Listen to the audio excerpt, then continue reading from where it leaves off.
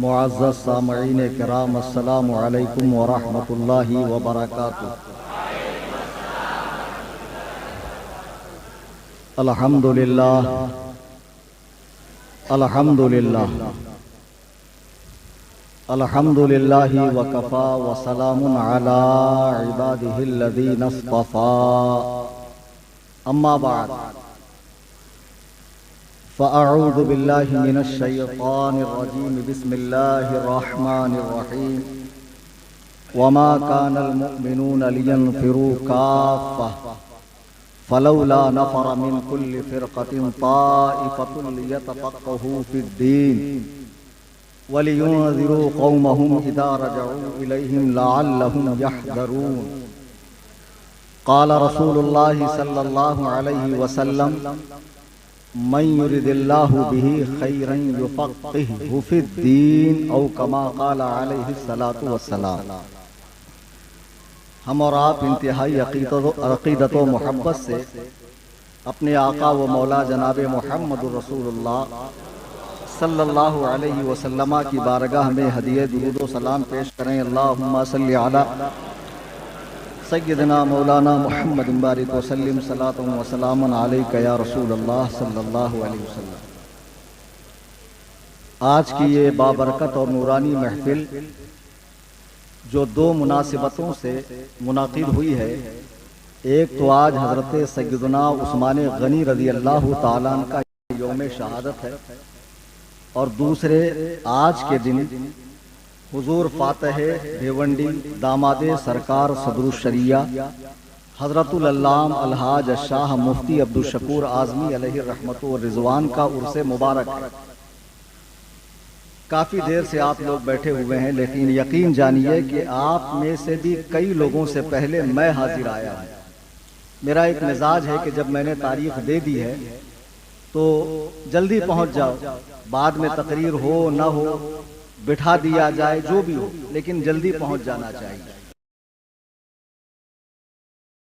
بہرحال 9:30 بجے میں حاضر آیا، اور یہ میری فیروزہ بختی ہے کہ میں نے امام مسجد حاضہ کا مکمل خطاب بالاستیعاب بغور ان کے حجرہ مبارکہ میں ہوئی حضور مفتی اعظم مہاراشٹرا محمود العلماء خلیفہ سرکار تاج الشریعہ و حضور محدث کبیر حضور مفتی محمود اختر القادری صاحب قبلہ دامت برکاتہم العالیہ کی، پھر حضرت کی معیت میں مسجد میں پہنچا، اور بہترین انداز میں حضرت کے بھانجے نعت مبارکہ پڑھ رہے تھے۔ آج کے جلسے کا جو عنوان ہے وہ آپ نے اشتہار میں دیکھا کہ سیدنا عثمان غنی رضی اللہ تعالیٰ عنہ کے یوم شہادت کا بھی عنوان ہے اور عرس مبارک کا بھی عنوان ہے۔ حضرت عثمان غنی پر آپ نے جمعہ میں بھی خطاب کیا ہوگا علماء سے، اور بھی موقعوں پر آپ سنتے رہیں گے، اور انشاءاللہ اس پورے مہینے مختلف جگہوں پہ جو جلسے ہوں گے اس میں حضرت عثمان غنی پر خطاب ہوگا۔ آج کی میری تقریر کا جو عنوان ہے وہ تھوڑا سا ڈیفرنٹ ہے، تھوڑا سا ہٹ کے ہے۔ اگر آپ نے بغور سماعت فرمایا تو یقین جانیے بہت کچھ حاصل کر کے آپ جائیں گے، اور اتنے تو قابل ہوں گے کہ کوئی کتنا ہی بڑا غیر مقلد ہو، محقق ہو، مدقق ہو، علامہ بنا پھرتا ہو، اگر آپ نے چند بنیادی باتیں سمجھ لی تو وہ آپ کے سامنے منٹوں بھی نہیں ٹکیں گا انشاءاللہ۔ حضرات، آج جن کا ہم عرس منا رہے ہیں حضرت مفتی عبدالشکور اعظمی رحمت اللہ علیہ، آپ دیکھتے ہوں گے کہ آج کل عرسوں کا ایک چلن چلا ہوا ہے، عرسوں کی باڑھ آئی ہوئی ہے، اور یہ سلسلہ رکنے کا نام نہیں لے رہا۔ آنے والے دنوں میں ایک دن میں کئی عرس آپ کو کرنے پڑیں گے، لوگ کریں گے۔ اب جو عرس کے اہل نہیں ہے، برسی کے بھی لائق نہیں ہے، ان کا بھی عرس ہو رہا ہے۔ جو اس لائق تھے کہ قبرستان میں گوشہ گمنامی میں جنہیں پھینک دیا جاتا، میں خانہ خدا میں بیٹھ کے سچ کہہ رہا ہوں کہ ان کی عالی شان مزاریں بن گئی۔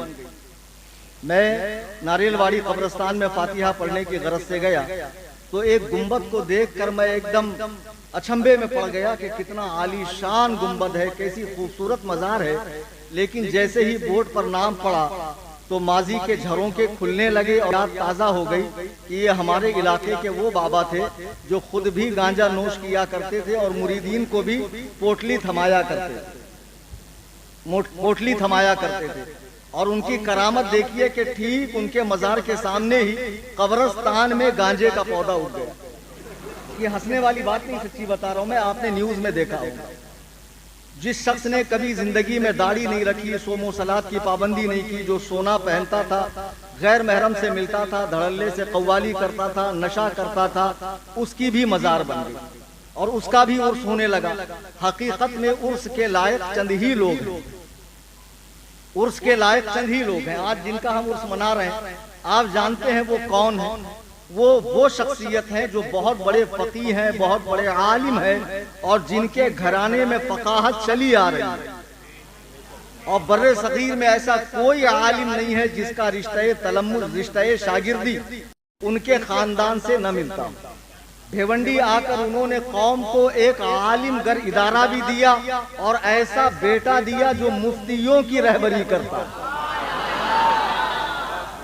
تو میں نے سوچا کیوں نہ آج جن کا ہم عرس منا رہے ہیں، سب سے پہلے چونکہ لائیو چل رہا ہے اور لائیو سننے والوں میں کئی کانٹیننٹ اور کئی کنٹریز کے لوگ اس وقت ہیں، اور خاص طور سے دوسرے مکتبہ فکر کے لوگ ہیں، میں ان کو بتا دوں کہ آپ عرس کو جو ڈیسائیڈ کرتے ہیں کہ اہل سنہ کے یہاں عرس اس طرح ہوتا ہے، ہمارے یہاں عرس کا صرف یہ مطلب ہے کہ جب اللہ کا کوئی نیک بندہ کسی تاریخ میں دنیا سے چلا جائے تو اس کی سیکنڈ دوسرے سال اسی تاریخ کو ایک محفل کا اہتمام ہوتا ہے جس میں قرآن کریم پڑھا جاتا ہے، اللہ کی حمد پڑھی جاتی ہے، رسول کی نعت پڑھی جاتی ہے، اور دنیا سے تشریف لے جانے والی بزرگ ہستی کی سیرت بیان کی جاتی ہے تاکہ لوگ ان کی زندگی کو سن کر ان کے راستے پر چلیں.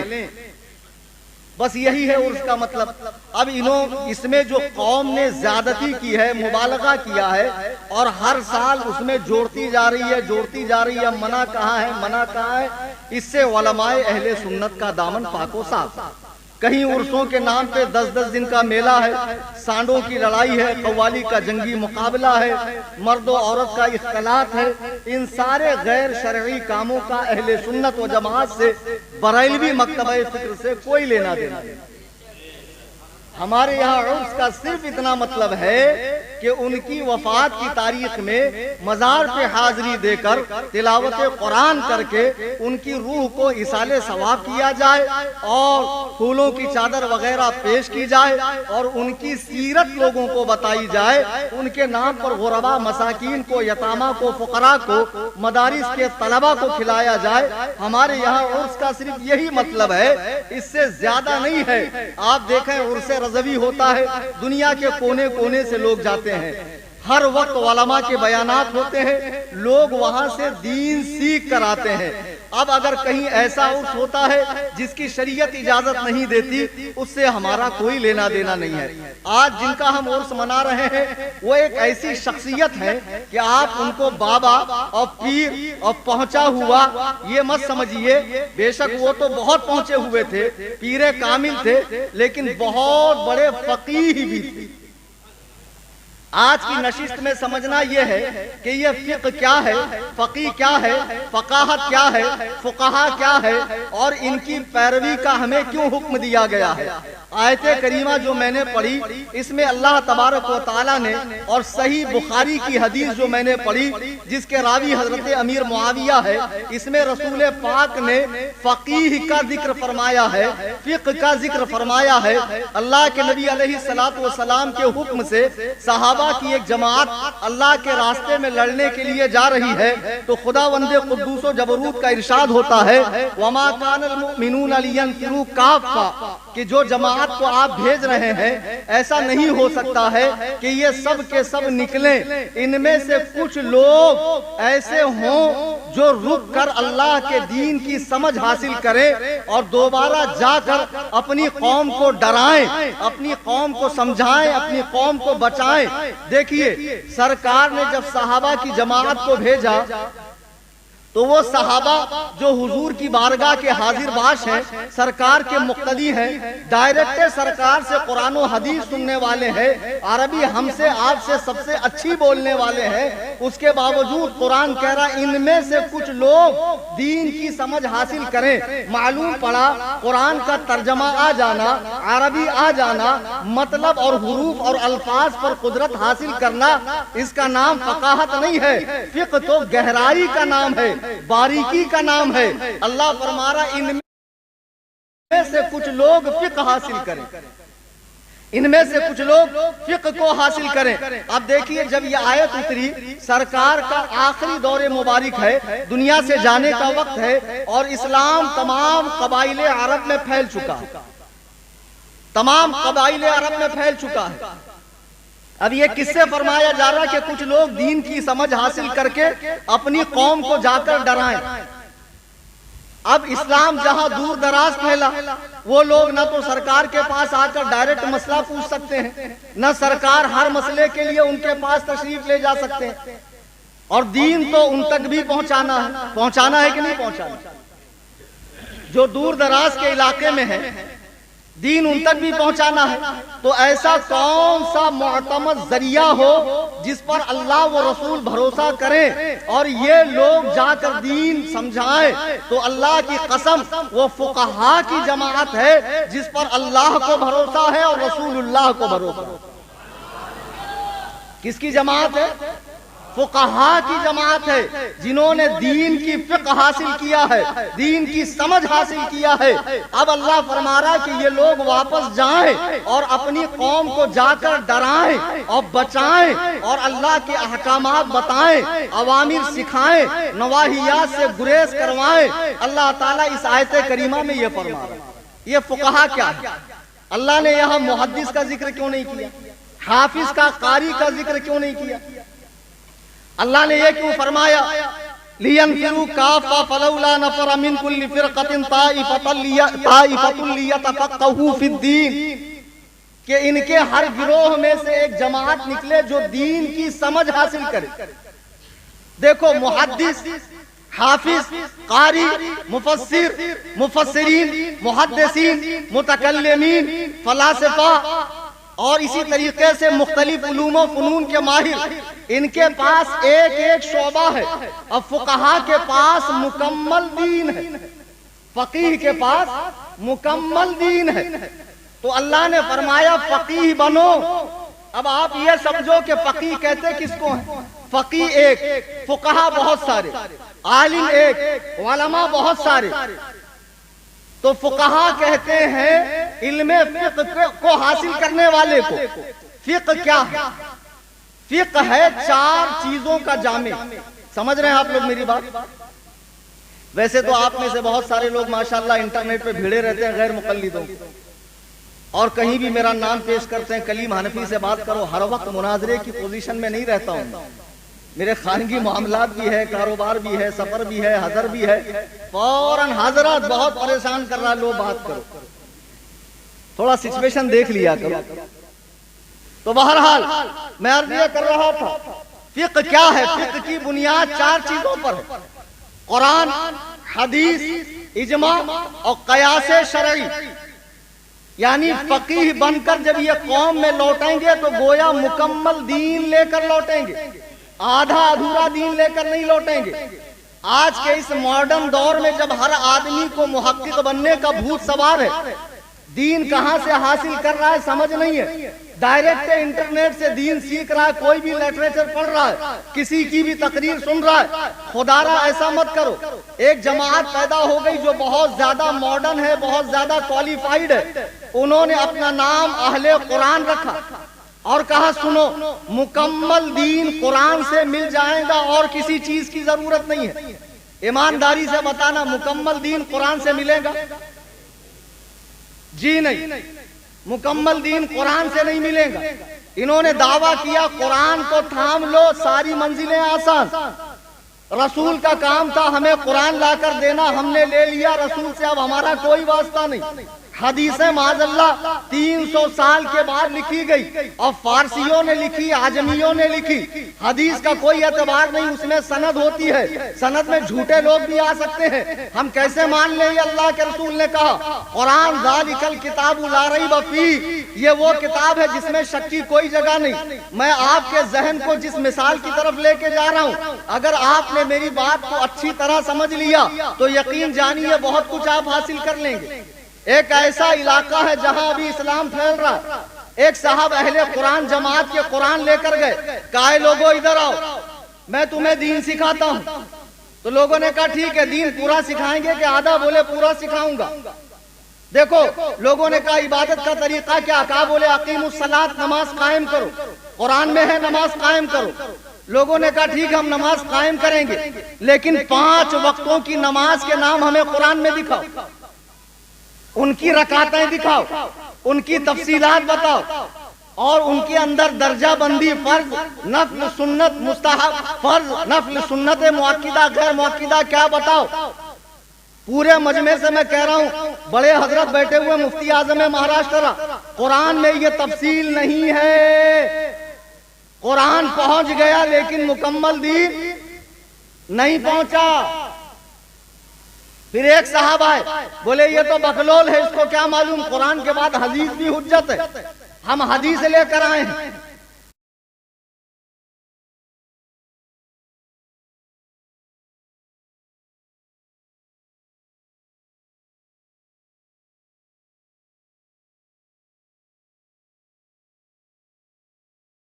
حدیث سے دین سیکھو۔ نماز ہوئی یا نہیں؟ اگر امام کو رکوع میں پا لیا، نماز ہوئی یا نہیں ہے؟ اس طرح کے تمام مسائل آپ پوچھیں، اب حدیث والا بھی چکرا جائے گا، کیونکہ حدیث میں یہ ساری تفصیل موجود نہیں ہے۔ قرآن بھی آ گیا، حدیث بھی آ گیا، لیکن مکمل دین نہیں آیا۔ مکمل دین تبھی آئے گا جب فقیہ لے کر جائیں گا، جب فقہا لے کر جائیں گے تبھی مکمل دین آئے گا۔ اب اس کو یوں سمجھیں، درود پاک پڑھیں، اللہم صلی علی سیدنا مولانا محمد بارک وسلم، صلاۃ و سلام علیک یا رسول اللہ صلی اللہ علیہ وسلم۔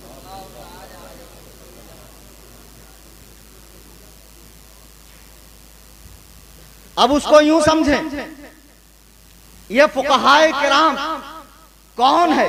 یہ وہ مبارک جماعت ہے، قرآن و حدیث پر ہماری بھی نظر ہے، آپ کی بھی نظر ہے، لیکن جو گہرائی میں یہ پہنچتے ہیں ہم آپ نہیں پہنچ سکتے۔ کچھ لوگوں کا دماغ خراب ہو گیا جو کہتے ہیں کہ فقہ کی ضرورت نہیں ہے، ڈائریکٹ حدیث قرآن پڑھو۔ میرے پڑوس میں ایک صاحب تھے، اچھے خاصے سنی تھے، پوچھتے ملتے تھے، ادب سے مسئلہ پوچھتے تھے، لیکن چلے گئے سعودیہ، اور ایسے شیخ کے یہاں ان کو نوکری مل گئی جو مجرد چھوٹا ہو گیا، داڑھی خوب بڑی ہوتی گئی، 10 روپے کا سکہ بھی اچھے سے جم گیا۔ سعودیہ سے ریٹرن آئے، اب چونکہ پرانی ملاقات تھی، میں نے بہت غور سے دیکھا، میں نے کہا یہ دلندر وہ تو نہیں ہے؟ قریب گیا، میں نے کہا کیا بات ہے؟ بولے حضرت سعودیہ گیا تھا، سعودیہ، اور صحیح دین رسول اللہ صلی اللہ علیہ وسلم بہت گاڑا، صحیح دین ہم کو وہاں جا کر پتا چلا، اور ہم کو پتا چلا کہ جو آپ ہم کو مسئلہ بتاتے تھے وہ فقہ کا مسئلہ ہے، اور فقہ میں تو ایسے گندے گندے مسئلے لکھے ہوئے ہیں، ہمیں فقہ کی ضرورت نہیں ہے، ہم تو ڈائریکٹ حدیث قرآن پہ عمل کریں گے، اور میری کوشش یہ ہوگی کہ میں پوری دنیا سے فقہ کو نکال دوں۔ ہم نے کہا ری باپ ری باپ، اتنے بڑے علامہ بن کے آپ آ گئے، ذرا اپنے وجود نامشہود کو یہاں ٹیکو تو۔ اس میں بھی وہ فخر محسوس کرنے لگے کہ مفتی صاحب ہم کو کتنا عزت دے رہے ہیں۔ اب اس کو یہ نہیں معلوم کہ میں ریشم کے کپڑے میں لپیٹ کے دے رہا ہوں۔ بیٹھ گئے تو میں نے کہا ابھی آپ نے کیا کہا؟ بولے میں نے یہ کہا کہ فقہ کو پوری دنیا سے نکالوں گا، راج صرف قرآن حدیث کا چلے گا۔ میں نے کہا پوری دنیا سے بعد میں نکالنا، آن لائن سننے والے غیر مقلدوں میں نے پتہ ایڈریس دے رکھا ہے، بارہا دے رکھا ہے، جب بھی آپ کی طبیعت مچلے اور طبیعت میں لا ابالی پن آ جائے اور مناظرے کا دل ہو، any time most welcome for, تشریف لا سکتے ہیں۔ ان صاحب سے میں نے کہا آپ ملک سے فقہ کو بعد میں نکالنا، پہلے اپنے علماء کے فتاوے سے تو فقہ کو نکالو۔ میں دعوے سے خانہ خدا میں حضرت کی موجودگی میں کہہ رہا ہوں کہ ان کے علماء کی جتنی کتابیں ہیں اس میں فتاوے فقہ حنفی کی ہے، فتاوی نظیریہ میں فتاوے فقہ حنفی کے ہے، فتاوی غزنویہ میں فتاوے فقہ حنفی کے ہے، فتاوی ستاریہ ہو، فتاوی علماء اہل حدیث ہو، نزول الابرار ہو، جتنی کتابیں ہیں ان سب میں فتاوے فقہ حنفی کے مطابق ہے۔ اب دنیا سے فقہ کو بعد میں نکالنا، پہلے اپنے مولویوں کی کتاب سے تو نکال، اور مولویوں کی کتابوں کو چھوڑ، پہلے اپنے مدرسے سے نکال۔ بھیونڈی میں لوم چلانے والے محقق لوگ بھی لوم چلاتے چلاتے اسلام 360 پر پڑھتے ہیں، حدیث میں آتا ہے۔ ماشاءاللہ ماشاءاللہ سبحان اللہ، ہم تو 8 سال پڑھے تب ہم کو بخاری ملی، اور یہاں تو پہلے ہی دن بخاری ہاتھ میں دے دی جاتی، لو پڑھو بیڑا غرق کرو۔ ہم نے کہا سنو، تمہارے علماء کے فتاوے سے فقہ حنفی کو پہلے نکال، دنیا سے بعد میں نکالنا۔ تمہارے جتنے مدرسے ہیں، بھیونڈی میں ہو، مالیگاؤں میں، منصورہ میں ہو، یا بامبے میں چار کوپ میں ہو، یا بنارس میں ہو، سدھارتھ نگر میں ہو، اعظم گڑھ میں ہو، اللہ کے عزت و جلال کی قسم کھا کر میں کہہ رہا ہوں، ایسا کوئی غیر مقلد مدرسہ، غیر مقلدوں کا مدرسہ نہیں ہے جہاں ہدایہ نہ پڑھائی جاتی ہو، جہاں وقایہ نہ پڑھائی جاتی ہو۔ بغیر فقہ کے گزارا نہیں ہے۔ چندہ لیتا ہے بمبئی کے سیٹھیوں سے حدیث کے نام پر، ہم حدیث عام کریں گے حدیث، اور تنخواہ لیتا ہے فقہ پڑھا کر۔ کتنا بڑا چھوٹا ہے بتاؤ، جوتا کھانے کا کام کیا کہ نہیں کیا؟ تنخواہ چندہ لے رہا حدیث کے نام پہ، اور تنخواہ لے رہا ہے فقہ پڑھا کر۔ ہم نے کہا بابو، دنیا سے بعد میں نکالنا، پہلے اپنے علماء کے فتاووں سے نکال، اپنے مدرسے سے نکال۔ ابے سب چھوڑ، اپنے گھر سے نکال، بولے نکال دیا۔ میں نے کہا اپنی زندگی سے نکال، بولے نکال دیا۔ نماز کا وقت ہو رہا تھا، میں نے کہا فضیلت الشیخ صاحب نماز پڑھیں گے؟ بولے جی ہاں، ہمارا عصر کا وقت تو ہو چکا ہے، ابھی آپ 1.5 گھنٹہ رکیے، ابھی ہم وضو کر کے آتے ہیں۔ وہ گئے، وضو کر کے آئے، نماز پڑھنا شروع کیے۔ میں نے کہا نماز بعد میں پڑھیے گا، یہ بتائیے نماز کی شرطیں کتنی؟ بولے شرطیں یہ تو فقہ کی کتاب میں لکھی، وہ تو میں باہر چھوڑ کر آ گیا۔ تو میں نے کہا یہ بتائیے، اگر آپ ثنا نہ پڑھ پائیں، تعبد و تسمیہ نہ پڑھ پائیں تو کیا حکم؟ اگر آپ قاعدہ اولا میں التحیات کے بعد درود ابراہیمی پڑھنے لگے، سجدہ سہو واجب ہوگا کہ نہیں؟ حدیث سے دکھائیں، آپ حدیث والے ہیں، فقہ کی طرف نہ آنا۔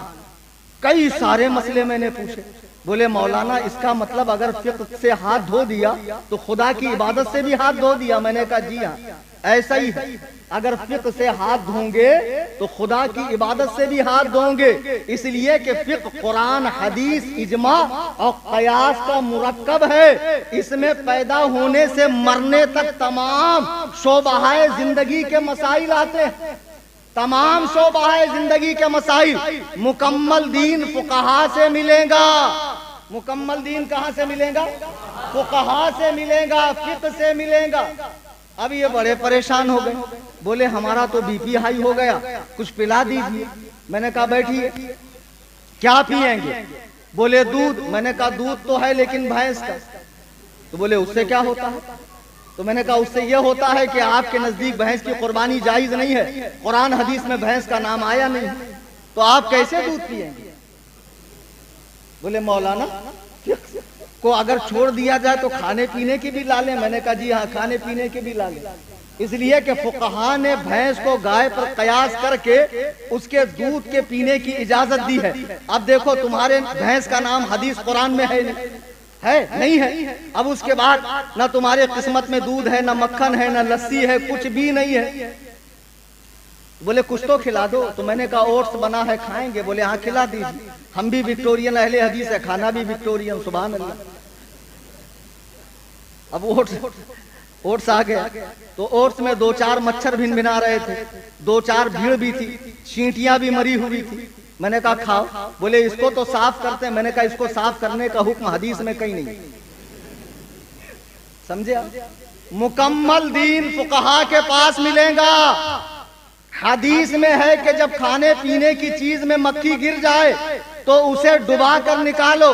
اب حدیث میں صرف مکھی کا ذکر ہے، حدیث میں مچھر اور بھیڑ اور جگنو اور یہ لائٹ کے جو چھوٹے چھوٹے کیڑے ہیں ان کا ذکر نہیں ہے۔ مجھے حدیث آتی تھی، میں نے بتا دیا۔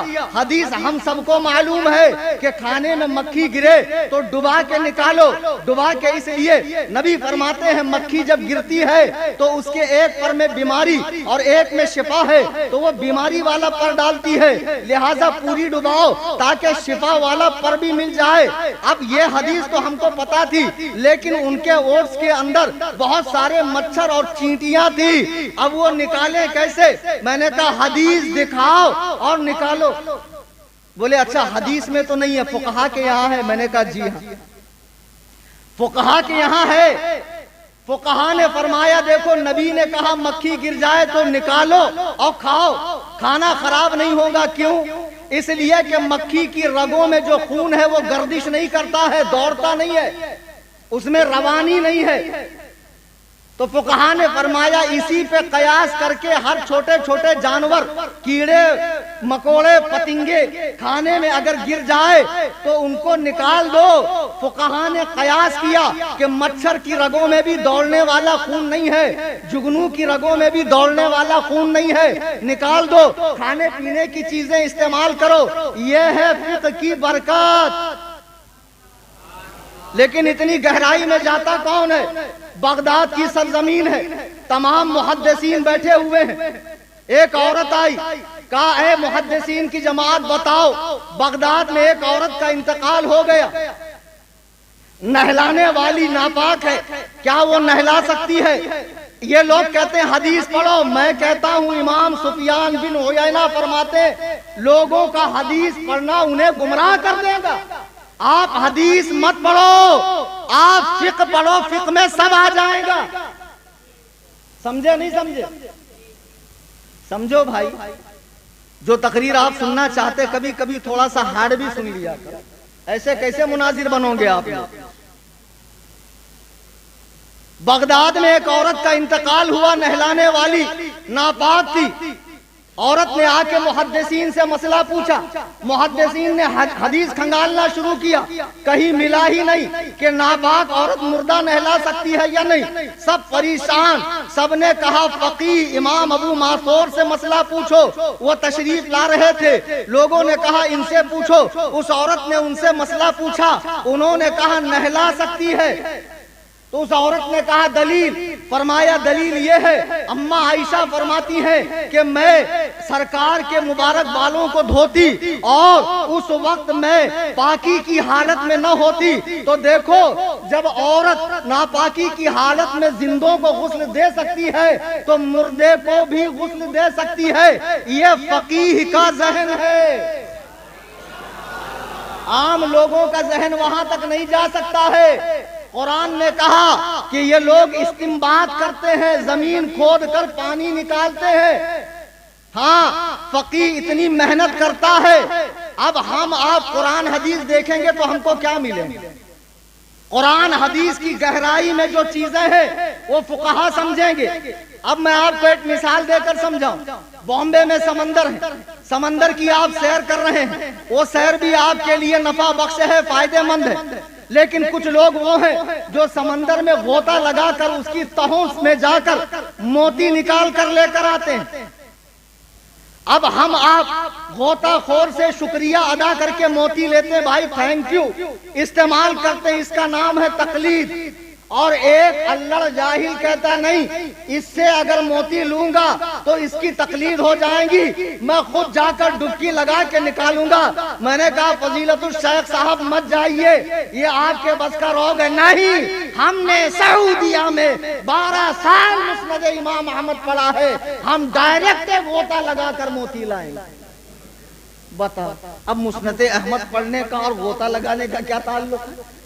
نہیں مانے، گئے غوطہ خوروں کے ساتھ چھلانگ لگا دی، وہ تو موتی لے کر آ گئے لیکن فضیلت الشیخ صاحب اوپر ہی نہیں آئے، نہ موتی نصیب ہوا نہ زندگی نصیب ہوئی، نہ موتی نصیب ہوا نہ زندگی نصیب ہوئی۔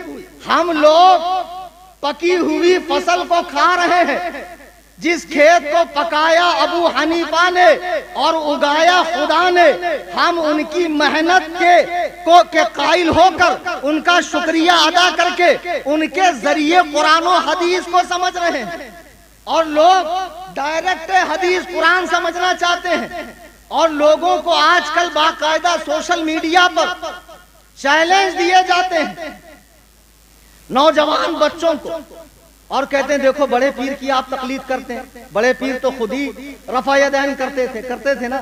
ان سے کہنا غوث اعظم ہمارے طریقت میں امام ہے، شریعت میں امام نہیں ہے۔ کہاں امام ہے؟ طریقت میں۔ شریعت میں ہمارے امام اعظم ابو حنیفہ، اور غوث اعظم نے یہ نہیں فرمایا کہ شیطان خبیث روزانہ اپنی دم کو زمین پر مار کے 7 انڈے نکالتا ہے، اس میں سے ایک انڈا جب پھوٹتا ہے تو ایک بچہ نکلتا جس کا نام ہے اہل حدیث۔ میں لائیو بول رہا ہوں، کیا نام ہے؟ اور اس کا کام ہے نمازیوں کے نماز میں وسوسے ڈالنا، فتنے پیدا کرنا۔ آپ ایسی نماز پڑھ رہے ہیں، حدیث میں آتا ہے ایسے پڑھنی چاہیے۔ کتنا بھولا کتنا پیارا، یہ جو تجھ کو بلاتا ہے ٹھگ ہے مار ہی رکھے گا، ہائے مسافر دم میں نہ آنا مت کیسی مت والی ہے۔ بڑے پیار سے لے کے جائیں گے اور آپ کو کہیں گے میرے بزرگوں دوستوں، اپنی بات کو ختم کے قریب لے جاؤں، سرکار کی ایک حدیث سنا دوں آپ کو کہ فقہائے کرام کی عظمت کیا ہے۔ اللہ کے نبی فرماتے ہیں، حضرت ابو موسیٰ اشعری کی حدیث ہے اور صحیح بخاری والی حدیث، بہت بخاری کرتے ہیں، ہم نے بخاری میں نہیں دیکھا۔ ان سے ایک مرتبہ بخاری کا نام ہی پوچھ لو، 2-4 بار میں بتا چکا ہوں لیکن پکا ان کو یاد نہیں ہوا ہوگا، آج پھر بتا دیتا ہوں۔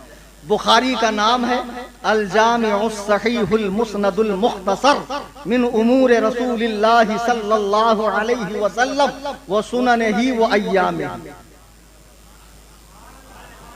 جی یہ تو اپلیکیشن میں نہ بخاری پڑھتے ہیں۔ تو بہرحال بخاری کی حدیث ہے، سرکار فرماتے ہیں اللہ نے جو مجھے دین دیا اس کی مثال ایسی ہے بارش جیسی، جیسے بارش پڑتی ہے تو 3 قسم کے زمینوں پر پڑتی ہے۔ یہ آپ سے کہتے ہیں نا کہ فقہ میں مت جاؤ کچھ نہیں ملے گا، ادھر آؤ حدیث میں۔ بے وقوفوں، تمہیں کیا معلوم کہ جتنے محدثین گزرے ہیں سب کے گلے میں تقلید کا پٹا ہے، کوئی تقلید سے آزاد نہیں تھا۔ نہیں یقین بڑے حضرت بیٹھے ہیں، پوچھو محدثین کے حالات میں جو کتابیں لکھی گئی ہے وہ 4 قسم کی ہے، طبقات حنفیہ، طبقات حنابلہ، طبقات مالکیہ، طبقات شافعیہ۔ ایک کتاب طبقات غیر مقلدین بھی ہم کو دکھا دو۔ آج فقہ پہ بھوکتے ہیں۔ جب عالمگیر نے، اورنگزیب عالمگیر نے 500 علماء سے مل کر فتاوی عالمگیری لکھی تو بتاؤ اس وقت اس کے رد میں کتنے رسالے لکھے گئے؟ تب تک بھی یہ قابل ذکر نہیں تھا۔ انگریز کے منحوس قدم پڑے اور ان کا وجود نامسعود ہوا 150 سال پہلے، 142 سال پہلے۔ کہتے ہیں فقہا کی ضرورت نہیں، ڈائریکٹ حدیث سے سیکھو۔ اللہ کے نبی فرماتے ہیں خدا نے جو مجھے دین دیا اس کی مثال ایسی ہے جیسے بارش کا پانی جو 3 قسم کی زمینوں پر پڑا۔ ایک زمین وہ کھڈے والی جس میں پانی جمع ہو گیا، سال بھر جس کا پانی نل کے ذریعے اور آپ کے گھروں میں آتا ہے، ڈیم کا پانی، تالاب کا پانی، اس نے پانی کو محفوظ کیا۔ دوسری ارض طیبہ، وہ پاک زمین جس نے پانی کو پی لیا، پانی وہاں دکھ نہیں رہا ہے لیکن اس کے تہہ میں پانی ہے، تبھی تو اوپر چاول، اناج، گیہوں، تمام طرح کے ڈرائی فروٹ، تمام طرح کی سبزیاں، تمام طرح کے میوہ جات اس پہ اگتے ہیں۔ یہ زمین فائدہ مند ہے۔ کنویں والے کو بھی اس کی ضرورت ہے، ڈیم والے کو بھی اس کی ضرورت ہے۔ یہاں پانی دکھتا نہیں ہے لیکن پانی اندر ہے جس سے کھیتی لہلہا رہی ہے۔